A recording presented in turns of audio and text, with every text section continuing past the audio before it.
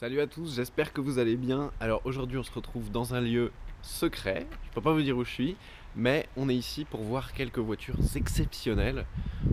180 SL, passons. Et dans ce hangar, il y a plein de voitures de ouf. On va aller regarder ça tout de suite et pourquoi.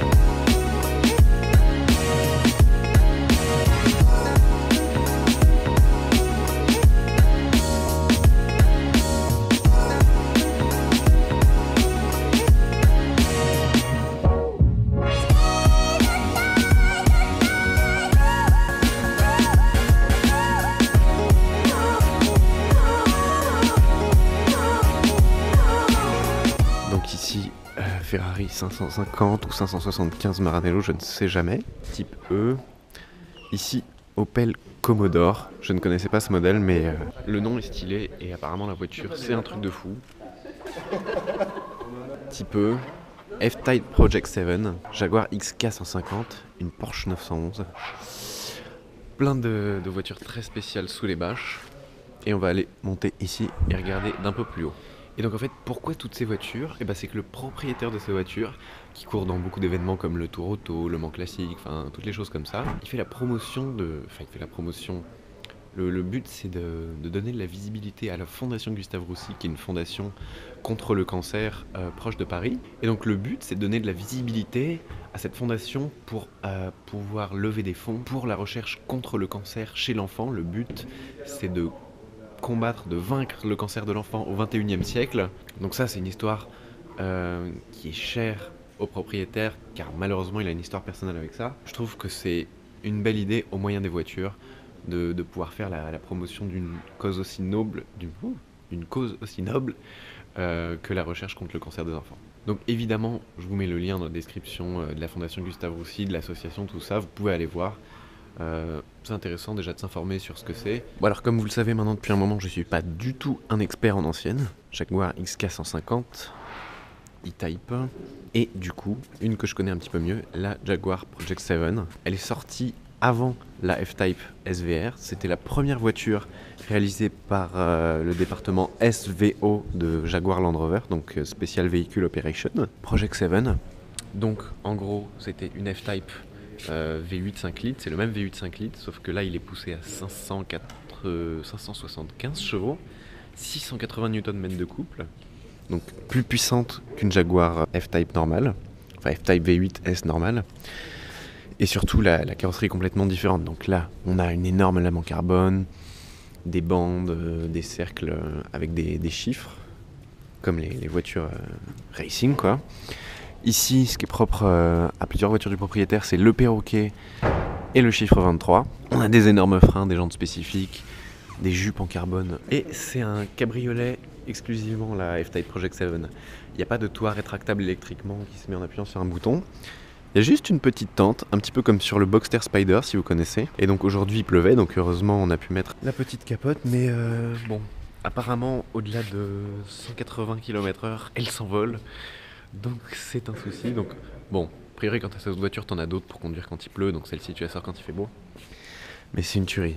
Avec les échappements qui font un bruit incroyable. Le voici.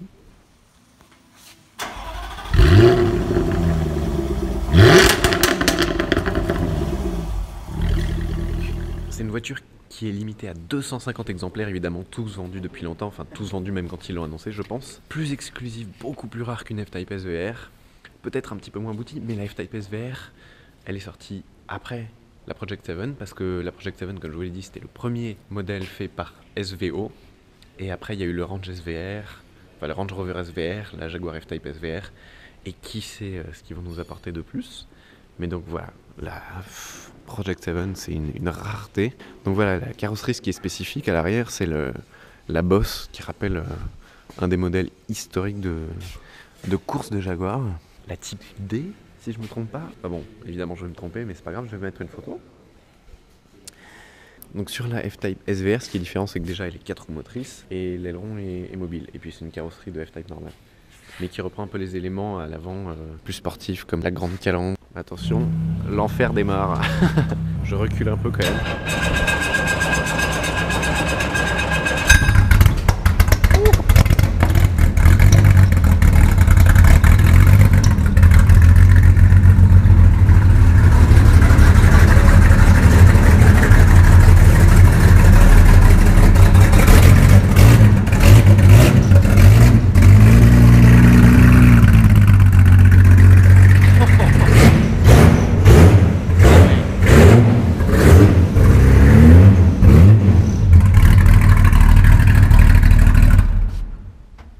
Ah ouais.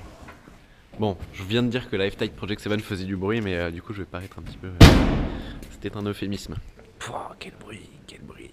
T'imagines conduire ça sur piste, E-Type, boîte méca, puis avec la Project 7 à côté. Oh. Bon du coup, je vous ai dit les voitures, la cause, tout ça, mais rien de mieux que l'organisateur, tout ça, pour vous en dire deux mots. Bonjour. Bonjour. Je m'appelle Frédéric Lemos, j'ai 44 ans et j'ai perdu il y a 2 ans un petit garçon de 10 ans d'un cancer. Et comme je suis passionné de course automobile, j'ai décidé de faire une équipe de voitures de course qui tournent dans différentes courses essentiellement historiques pour promouvoir cette action pour la recherche contre le cancer des enfants qui, au sein de l'Institut Gustave Roussy, pendant les 4 prochaines années, s'appellera « Guérir le cancer des enfants au XXIe siècle ». Merci pour votre soutien. On va faire un petit tour. Le passé et le présent.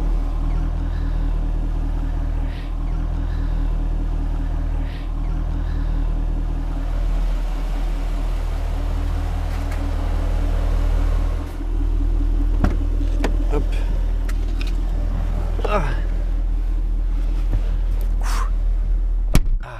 On est bien. Je vais faire une petite comparaison parce que quand même il y a peut-être un mois, j'ai fait un tour dans une F-Type SVR. Donc ce que je disais plutôt dans la vidéo, c'est que la F-Type SVR, elle est sortie après celle-ci. Donc celle-ci, c'était un petit peu celle qui a donné les idées à SVO pour faire un modèle un peu plus de série sur la SVR, je pense.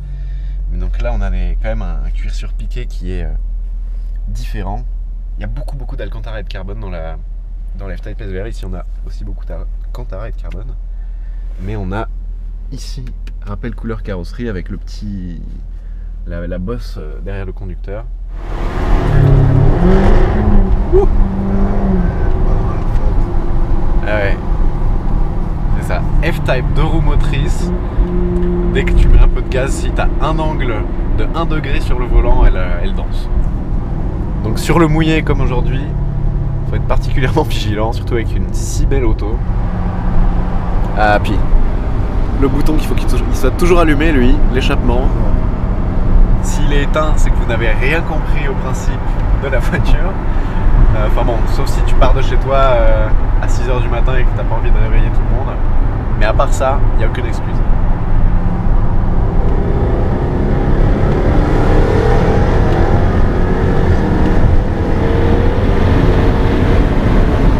Waouh, ça pousse. Je m'attendais pas à ce qu'on entende autant le bruit du vent. C'est un couvre-chef, c'est pas une capote, c'est pour ça qu'elle est limitée à moins de 200. Ah ouais, le petit attention, au-dessus de 193 km/h précisément, à 194 tout s'envole.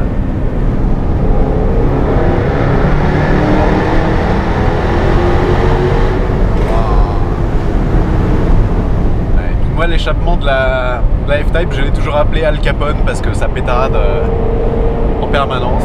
Oh là là.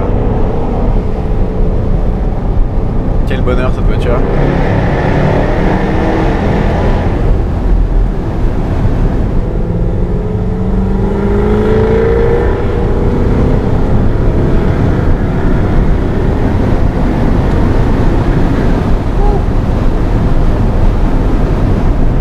On n'a pas trop de mal à rattraper la circulation avec 575 chevaux.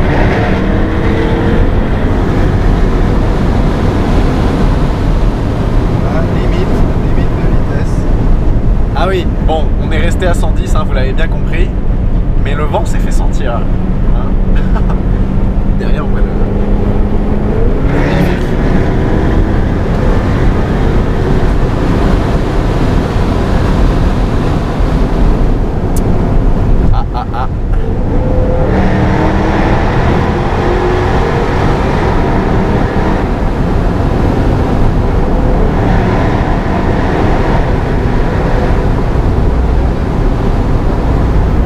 Ce moteur il gueule vraiment, enfin le moteur et l'échappement c'est... Sur la F-Type, ce que je disais déjà il y a quelques années, je crois que je connais pas de voiture qui stock fait autant de bruit. Je me demande comment ils ont homologué ça Jaguar,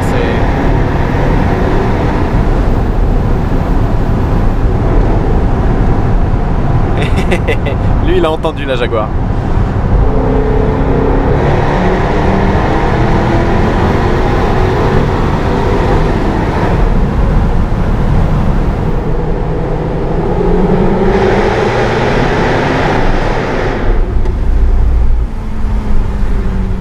Bon, donc la F-Type Project 7 Dude, c'est 575 chevaux.